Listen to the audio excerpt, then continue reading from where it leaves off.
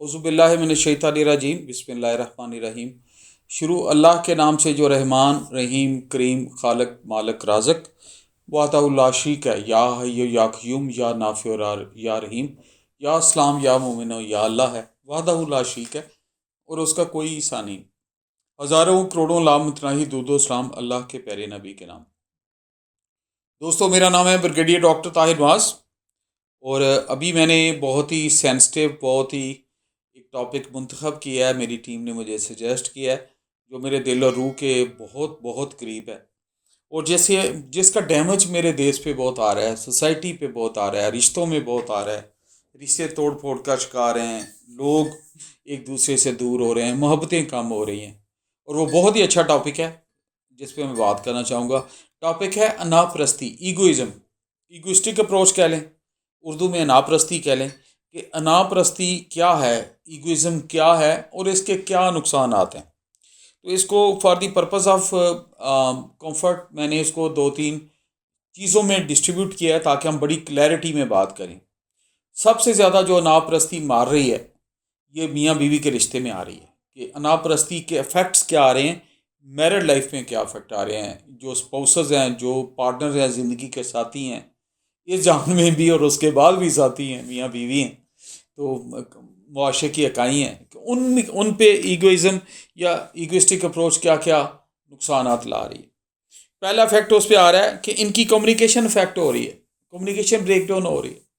आप अनापरस्ती की बिल्कुल उसमें भंवर का शिकार हो गए, अनापरस्ती की मसनूई दीवारें आपने खड़ी कर ली, आपने मोहब्बतों को काट के पता नहीं सीवरेज में फेंक दिया, दरियाओं में फेंक दिया और हौसला ख़त्म हो गया कि अना में बेगमें कह रही हैं कि मैं क्यों खामद से सॉरी करूं और खामद साहब फरमा रहे हैं कि मैं क्यों इसे सॉरी करूं, मेरी के अना का झंडा नीचे आ जाएगा और मेरी कोई इज्जत कम हो जाएगी। भाई खुदा के लिए, खुदा के लिए, खुदा के लिए, अल्लाह को सबसे महबूब रिश्ता माँ बाप के बाद जो प्यारा तरीन रिश्ता है वो मियाँ बीवी का है। अल्लाह बहुत खुश होते हैं, अल्लाह और नबी, अल्लाह के नबी की सुन्नत है कि जो खुशगवार ज़िंदगी को, फैमिली लाइफ को बहुत पसंद किया गया है ज़वाजी ज़िंदगी को।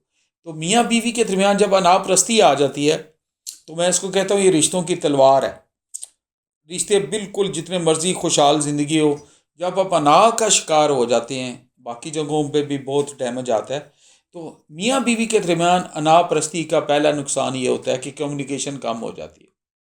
जब आप कम्युनिकेशन कम कर देते हैं तो इसमें गलतफहमियाँ शुरू होती हैं, बदगुमानियाँ शुरू होती हैं, सेल्फ अज्यूम्ड थाट्स, खुद साख्ता ख्यालात आना शुरू होते हैं और शैतान और वसवे डालता है।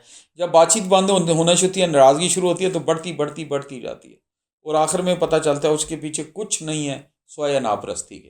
तो मियाँ बीवी में ईगो का, अना का पहला नुकसान जो डैमेजिंग है, बहुत डीप रूटेड है, बहुत नीचे तक जाता है, जो तलवार है रिश्तों की, वो है कि इनके आपस में कम्युनिकेशन ख़त्म होती है। फिर दूसरी बात, इनका कंप्रोमाइज़ ख़त्म हो जाता है। जब बातचीत ही ख़त्म हो गई तो आप कंप्रोमाइज़ नहीं करते, आप एक दूसरे को नीचे दिखाने के चक्करों में पड़ जाते हैं, लैक ऑफ कंप्रोमाइज़ हो जाता है। आप कहते हैं नहीं, जो कहेगी मैंने उल्ट करना है, वो कहेगी चिकन पकाने गई, मुझे चिकन तो पसंद ही नहीं, हो गई पकौड़े बनाने के, पकौड़े तो मैं खाता ही नहीं। पता चलता है कि उल्ट उल्ट साइड पर चलते हैं और सफरिंग शुरू हो जाती है फैमिली में और बच्चों पे भी इफेक्ट आता है। सो पहली बात कम्युनिकेशन रुक गई। अगली नुकसान, शैतान खुश हो गया कि आपने एक दूसरे के लिए कंप्रोमाइज़ भी ख़त्म हो गया जब कम्युनिकेशन ख़त्म हुई। तीसरी चीज़ जो इसका बहुत बड़ा नुकसान है वो एक दूसरे को नीचा दिखाने की डोमिनेंस स्ट्रगल इंग्लिश में कह लें शुरू हो जाती है कि मैंने डोमिनेट करना है, मैं भाई घर का मर्द हूँ, मैं भाई मालिक हूँ। बीवी कहती है जी मैं हुक्मरान हूँ कि जी मुझे सुबह उठ के इसने बात ही नहीं की जी, मुझे इज्जत नहीं दी जी, मुझसे पूछ के पैसे नहीं खर्चे, मुझसे पूछ के बाहर नहीं गया। छोटी छोटी बातें, शिकवे शुरू हो जाते हैं। अच्छा, अनापरस्ती लीड कर देती है कि डोमिनेट, एक दूसरे को नीचा कैसे दिखाना है। भाई रिश्तों में कोई नहीं, कोई ऊपर नीचे नहीं होता, कोई सच्चा झूठा नहीं होता। मैं अक्सर बात करता हूँ, हारे का नाम हीरा है, जिसने कॉम्प्रोमाइज़ कर लिया उससे बड़ा हीरा ही कोई नहीं।